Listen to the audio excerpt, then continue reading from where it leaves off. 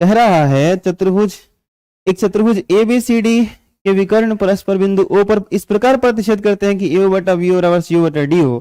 दर्शाइए कि ABCD एक समलंब है। अब लो ध्यान से देखो क्या कह रहा है कि यहाँ पे अभी अभी जो आपने साबित किया है ना AO बटा BO बराबर CO बटा DO, प्रश्न संख्या 9 में, इसका ठीक उल्टा क्वेश्चन है। ये कह रहा है कि जो आपने यहाँ सिद्ध किया वो मैं अब आपको दे दे रहा हूं, हमसे ले लो आप, कि इस चतुर्भुज ABCD में, यहां D था, ABCD में AO बटा BO बराबर CO बटा DO मैं आपको दे दिया। साबित करके दिखाओ कि ABCD एक समलंब है, एक समलंब चतुर्भुज है। तो समलंब चतुर्भुज की परिभाषा मैंने शुरू में क्यों बताई पता है आपको? इसीलिए बताई कि आप इसको साबित कर पाओ। समलंब चतुर्भुज जो है सो कि क्या बोला मैंने, आमने सामने की भुजा समांतर होनी चाहिए। यानी अब हमको ये नहीं दिया गया है कि AB जो है वो DC के समानांतर है। पहले कहा जा रहा था इसके पहले वाले प्रश्न में कि ABCD एक समलंब चतुर्भुज है। तो अगर समलंब चतुर्भुज कहा जाता था तो हम ये ले लिए थे कि AB जो है DC के समानांतर है, और क्वेश्चन में लिखा भी था। लेकिन अब नहीं कह सकते, क्योंकि कह रहा है कि साबित करो कि ये समलंब है।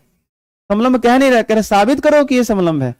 तो समलंब साबित करने का अर्थ यह हुआ कि इसके एक जोड़ी आमने सामने की भुजा हमें समांतर साबित करनी पड़ेगी। आई बात समझ में? तो हमें साबित क्या करना है इस बार कि AB DC के समांतर होगा। अब दिया नहीं गया है या उल्टा गया है, जो साबित कर चुके थे वो दिया गया है। तो क्या दिया गया है, चलो लिख लेते हैं। ये प्रश्न संख्या 10 है, इस प्रश्नावली का अंतिम प्रश्न है। दिया गया, क्या दिया गया है, चतुर्भुज ABCD में, चतुर्भुज ABCD में, चतुर्भुज ABCD में AO बटा BO बराबर CO बटा DO, ये दिया गया है, दिया गया है। तो सिद्ध करना है कि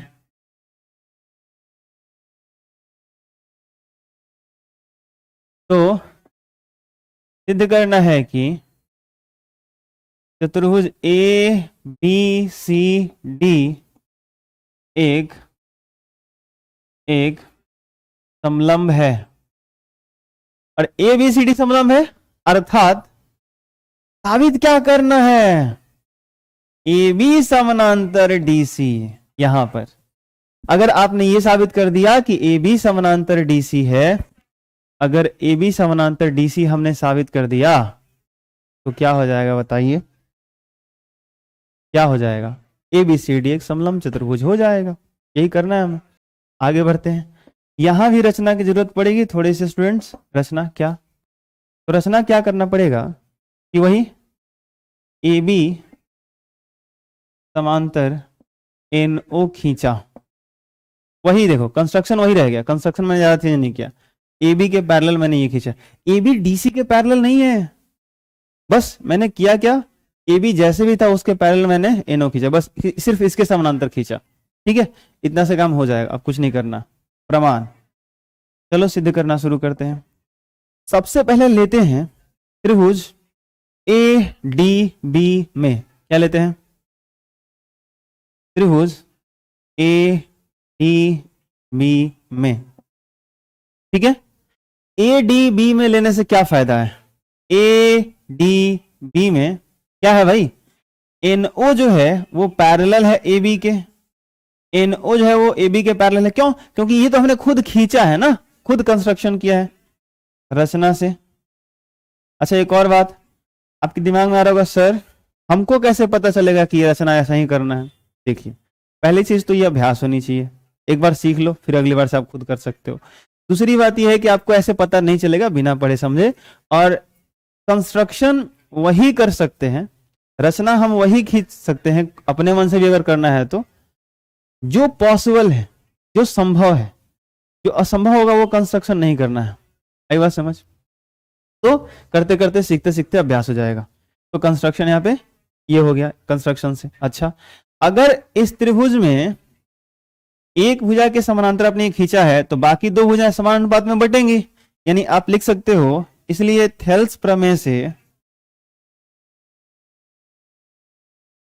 थेल्स प्रमेय से, थेल्स प्रमेय क्या बोलता है कि भाई बाकी दो भुजाएं समान अनुपात में होंगे तो ए एन बटा एन डी बराबर पीओ बटा डीओ, पीओ बटा ओडी लिखना चाहिए था बट मैंने डीओ लिख दिया क्योंकि उसमें डीओ वगैरह ही यूज कर रहा है। चलो इसको मान लो समीकरण 1, ठीक। परंतु परंतु परंतु परंतु एओ बटा बीओ,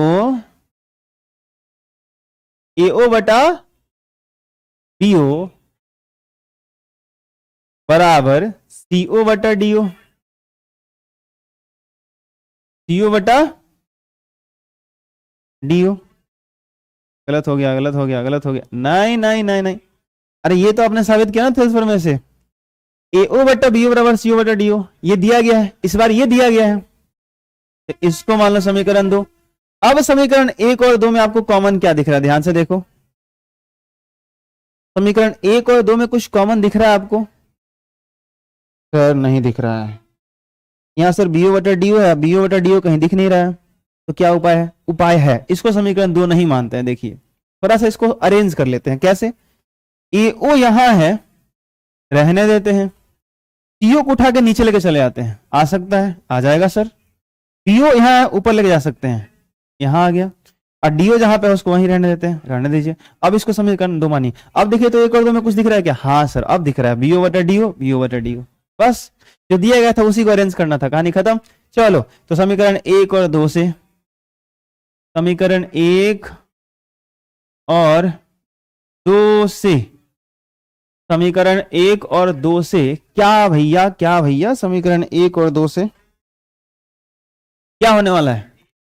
अरे भाई साहब, एओ बटा सीओ बराबर बीओ बटा डीओ, और ए एन बटा एन डी बीओ बटा डीओ, तो बीओ बटा डीओ के दोनों बराबर है कौन? ये भी बीओ बटा डीओ के बराबर और ये भी बीओ बटा डीओ के बराबर, ये आपस में बराबर हो जाएंगे क्या? बिल्कुल हो जाएंगे। इसलिए ए एन बटा एन डी,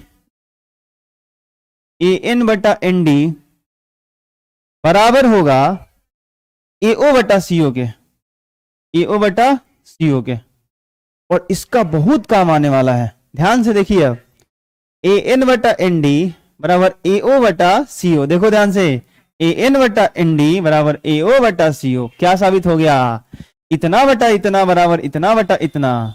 तो इस त्रिभुज एडीसी में, त्रिभुज एडीसी में क्या साबित कर दिया आपने? इतना बटा इतना बराबर इतना बटा इतना। तो ये भुजा और ये भुजा समान अनुपात में बट रहे हैं, तो ये तीसरी भुजा डीसी के समानांतर होगी कि नहीं? थेल्स प्रमेय का विलोम तो यही कहता है। क्या लिखेंगे? त्रिभुज एडीसी में, अब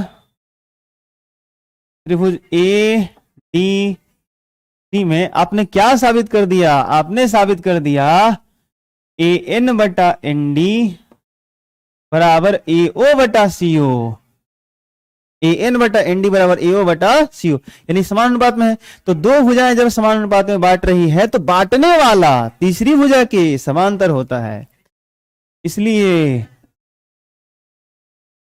थेल्स प्रमेय के विलोम से जो NO होगा वो समानांतर होगा किसके? DC के।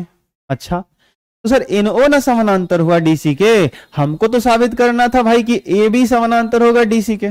बोलिए करना था कि नहीं करना था? करना था ना, हमको तो AB DC के समानांतर करना था। सर NO इसके समानांतर है तो कहां से साबित हो गया? अरे भाई आ जाओ, क्योंकि NO समानांतर AB कहां से? रचना से, कंस्ट्रक्शन। याद करो याद करो, ये जो NO खींचे थे वो तो AB के समानांतर खींचे थे, एवं NO समानांतर DC, ये तो साबित कर दिया ना अभी अभी, सिद्ध है। तो NO समानांतर आपने AB के खींचा था और NO को DC के समानांतर साबित कर दिए। तो जो NO है वो तो, ये जो NO है वो तो दोनों के समानांतर हो गया, तो जब ये इसके भी समानांतर और ये इसके भी समानांतर, तो ये आपस में समानांतर क्यों नहीं होंगे? इसलिए कह सकते हैं कि जो ए बी है समानांतर होगा डीसी के। और अगर ए बी समानांतर डीसी हो गया तो एक जोड़ी आमने सामने की भुजा अगर समानांतर हो जाती है तो वह चतुर्भुज समलंब चतुर्भुज होता है। अतः कह सकते हैं कि चतुर्भुज ए बी सी डी एक समलंब है, यानी समलंब चतुर्भुज है या समलंब है। बस कहानी खत्म।